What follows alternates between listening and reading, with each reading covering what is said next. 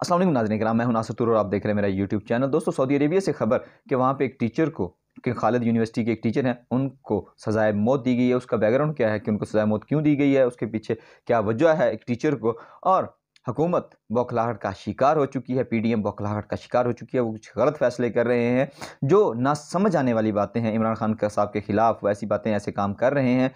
और नून लीग ने एक नया बयानिया बनाने की कोशिश करी है। वो बयानिया क्या होगा, वो बयानिया किस तरह से ये पोर्ट्रे करेंगे और किस को इसमें शामिल करेंगे और किस पर क्या इल्ज़ाम लगाए जाएंगे। और मौलाना साहब जो हैं उनका क्या बयानात हैं, मौलाना फजल रहमान, क्योंकि वो पीडीएम के सदर हैं, तो उनके उस हवाले से नाज़रीन कराम बात करते हैं। सबसे पहले नाज़रीन कराम बात करते हैं KSA की, कि किंगडम ऑफ सऊदी अरेबिया में आपको पहले याद होगा कि एक जमाल खशोगी, उनके बारे में कि क्या हुआ था उनके साथ। अब वहाँ पर एक टीचर हैं ऊद अल करनी, जो कि किंग खालिद यूनिवर्सिटी के टीचर हैं, उनको जो है सज़ाए मौत दी गई है। उनकी सज़ाए मौत देने की वजह यह है कि उन्होंने किंगडम के ख़िलाफ़ बात की है। उन्होंने वो लोगों को भड़काते हैं, किंगडम के ख़िलाफ़ इल्ज़ाम उन पर यह आयद किया गया है और वो किंगडम के ख़िलाफ़ लोगों में नफ़रत पैदा करते हैं। इसलिए वहाँ की इन्वेस्टिगेटिव टीम ने, जिन्होंने खुद ही इस सारी चीज़ को इन्वेस्टिगेट किया है, उन्होंने उनको गिल्टी करार दिया है और उनको सज़ाए मौत दी गई है। उसके बाद उनके वाले से भी जो मौक़िफ़ था वो भी सामने आया। उन्होंने ये कहा कि वो किसी को इन्फ्लुएंस नहीं करते थे, वो सिर्फ़ हकीकत बयान करते थे कि इस मुल्क में जो किंगडम है उसमें क्या हो रहा है, जो शहज़ादा मोहम्मद बिन सलमान है वो क्या कर रहे हैं, उनके ऊपर वो तनकीद करते थे, लोगों को उनके खिलाफ भड़काते नहीं थे। कुछ इस तरह का उनका मौक़िफ़ था। अब देखते हैं कि इस हवाले से किंगडम में क्या मज़ीद फ़ैसला होता है, क्योंकि बल्कि फ़ैसला तो शायद ये हो चुका है कि उनको सज़ाए मौत देनी है। और अब बात करते हैं पाकिस्तान की, कि पाकिस्तान में जो हुकूमत है, वो जो पीडीएम है, वो बौखलाहट का शिकार है। पहले वो नेशनल असम्बली में जब इमरान खान साहब नहीं जा रहे थे तो इनके इस्तीफ़े मंजूर नहीं कर रहे थे। जैसे इमरान खान साहब ने ये कहा कि वो अब असम्बली जाएंगे, तो इन्होंने 35 लोगों के इस्तीफ़े फ़ौरन से मंजूर कर लिए। और उसके बाद अगला जो बयान है, ये उनकी बौखलाहट जो है वो वाज़े करता है कि मौलाना साहब ने ये कहा है कि हम इस इलेक्शन का बाइकाट करेंगे। अब बात समझ से बालातर है कि अगर आपने इलेक्शन में जाना ही नहीं, आपने उसी इलेक्शन का बाइकाट करना है, तो फिर आप उनके जो है इस्तीफ़े वो मंजूर ही क्यों कर रहे हैं। इससे वाज़े यही होता है कि पीडीएम अपनी हुकूमत को, अपनी ये जो इम्पोर्टेड सरकार है, इसको बचाना चाहती है कि किसी तरह से ये बची रहे, इसका जो तख्ता है वो ना उल्टा जाए।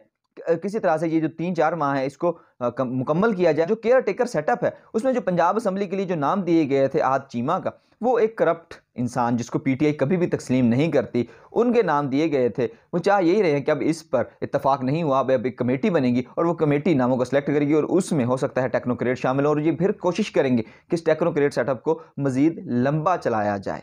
और पाकिस्तान मुस्लिम लीग नून जो बयानी तैयार कर रहे हैं, उसका बयानिया ये होगा कि जो मईशत के बुरे हालात हुए हैं उसमें इमरान खान, जनरल कमर जवेद बाजवा और साबका DGISI फैज़ हमीद साहब जो हैं ये मुलव्वस थे। इन लोगों ने इसका जो है सत्यानाश किया, इन्होंने बेड़ागर किया। मगर आवाम जानती है कि मईशत का ये जो हाल किया है वो किसने किया है। और डॉलर की जो उड़ान है वो अब इतनी ज़्यादा हो चुकी है कि डॉलर 290 रुपये तक जा पहुंचा है, जबकि बैंक में इसको 225 रुपये पर कंट्रोल किया गया है। लेकिन जब इसको ओपन मार्केट में लेके जाते तो ओपन मार्केट में 290 रुपये तक जा पहुंचा है। ये हालात इस वक्त तक हो चुके हैं। और ये पीडीएम बौखलाहट का शिकार इसलिए भी है कि इनका कोई भी हथकंडा इमरान खान साहब के खिलाफ कामयाब नहीं हो रहा।